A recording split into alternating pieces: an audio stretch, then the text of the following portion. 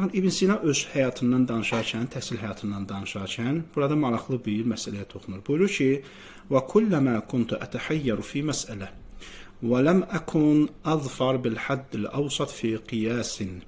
Buyurur ki, hər vaxt bir məsələdə mən belə deyim, aciz qalsam, başa düşməsəm, bu məsələ mənim üçün qaranlıq qalsa və həmçinin hansısa bir deduksiyada orta həddi tapa bilməsəm, bu məntiqi bir termindir, deduksiyada orta hədd.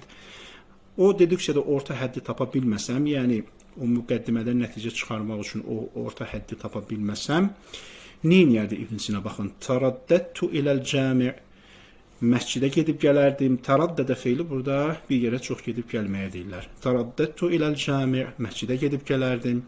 Və sallaytu, və namaz qılardım. Və abtəhəltu ilə mubdi'il kul, və hər şeyi yaradan Allaha neyərdim? Çoxlu dua edərdim. Həttə fətəhə li əl-muğlaq, və bunun nəticəsində Allah mənim üçün o bağlı qapıları açardı, çətin məsələləri mənim üçün aydınlaşdırardı.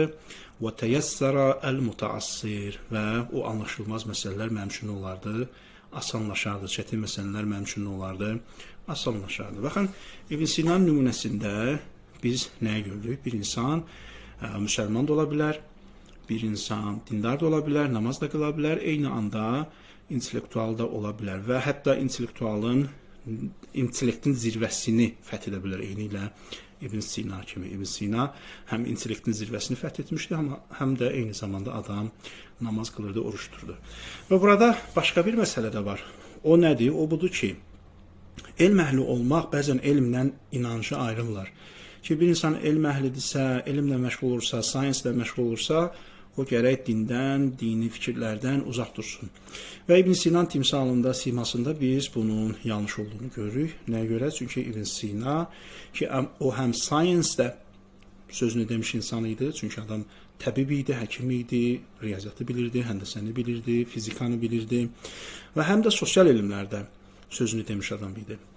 Yəni, hər iki sahədə sözünü demiş bir insan eyni zamanda mənəviyyatla da məşğul olur. Gəlir, namaz qılır, dua edir və Allaha yalvarır ki, onun üçün çətin olan məsələləri neynəsin, asanlaşdırsın. Ona görə İbn Sina'nın timsalında biz görürük ki, müsəlman intellektual ola bilər. Nəinki adi, orta səviyyədə bir intellektual, xeyr, bu intellektin zirvəsini də fəth edə bilər.